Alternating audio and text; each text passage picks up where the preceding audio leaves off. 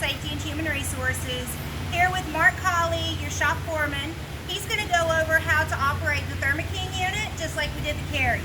Okay, so take it away.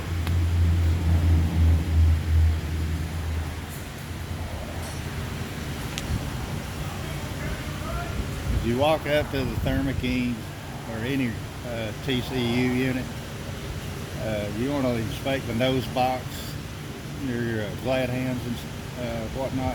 Make sure none of that's busted. Check your drain lines.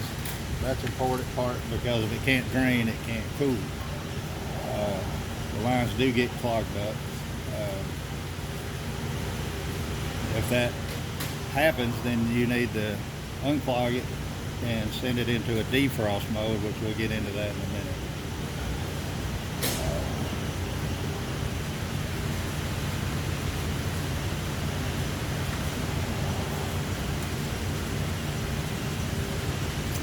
First thing you're going to see on a Thermo King precedent unit is a product set point. That this is where you're going to get to the temp set that you need to be at. On ours, we have 3 name settings on the Thermo King: ice cream, candy, and produce. When you need whichever selection you need, you just press yes, and your set point set on 34 to 36 degrees. If you need another set point that's not named, choose numeric, and at that point you can use your plus or minus to get to wherever you need to be. Select yes, and your set point is changed. The next button you're going to see is going to be the pre-trip button. Every TCU, before you leave with it, you select pre-trip, let it pre-trip the TCU unit. The sensors and the valves is what it's looking for.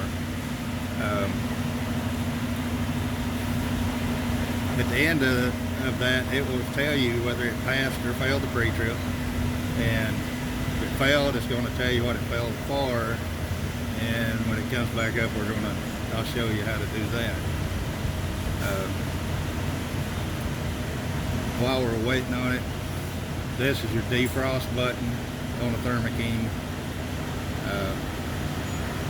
A lot of times the condensers can get stopped up along with the drain lines, and you're going to have to set it into a defrost to defrost the coal so that it cools properly.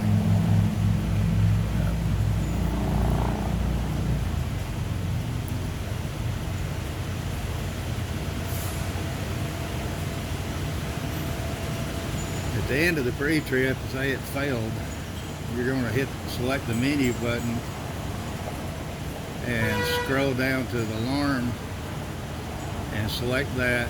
And if it had failed this, you would see a list of codes, numbers, and reasons as to why. On the precedent units, while we're in the menu, these are the only only TCU units we have that have self-priming pumps on them. If you run out of fuel, you can put fuel back in the tank, go in the menu, scroll to prime fuel, select that. You'll hear the pump clicked on. It'll take it about 20 to 30 minutes, and at the end of it, it's going to come back and say prime fuel system complete.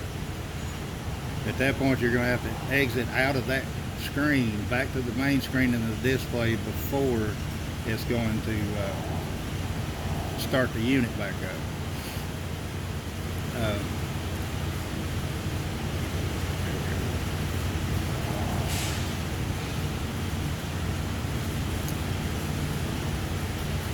Every TCU unit has a tolerance level. On a Thermo King, it's 5 degrees. On carriers, it's 7. As long as you're within 5 to 7 degrees of your set point, then chances are you're good. If the unit's not coated out or anything, then you'll be all right. Once they go about 10 degrees off set point, then you need to start call dispatch, breakdown, and they'll have you on the phone with me and see if we can do this, over the phone, keep you out of the shops.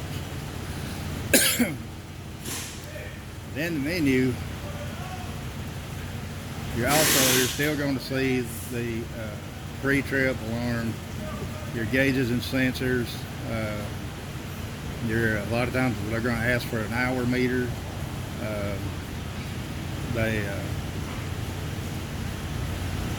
These are set point settings that when you're on the phone with me that I'm going to ask you to go into gauges. I'm going to ask you to go into sensors so that I can get the information I need to know to see whether or not we need to go in a shop or is the unit going to make it back here. Always keep an eye in your mirror after you've loaded. Watch your status light. On a Thermo King, it's a white T on. If it goes amber, you got a problem. You got a code in there somewhere. Just stop, wherever you can, and call me.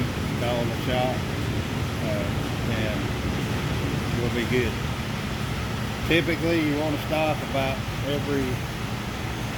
after you've loaded, you want to stop about an hour to 2 hours after you've loaded. Make sure that this thing's cooling down. It ought to be dropping, Thermo Kings ought to drop about 5 to 8 degrees about every 10 minutes. And depending on what product you loaded, but that's typical, 10 degrees. Other than that, these units are pretty much, they contain themselves. Not a whole lot to do.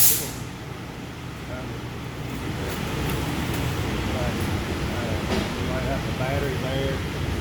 The fuel pumps are on the other side, on the other door.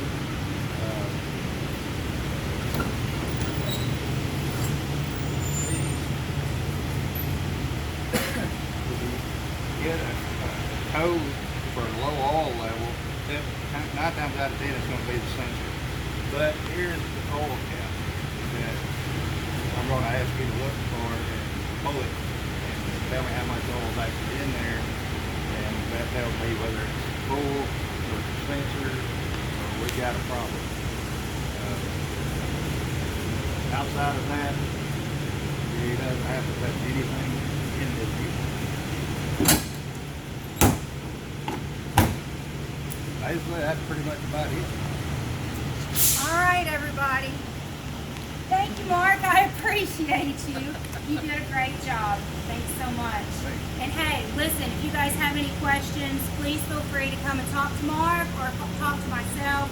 We will be more than happy to help you, okay? You have a wonderful day, and I'll see you later.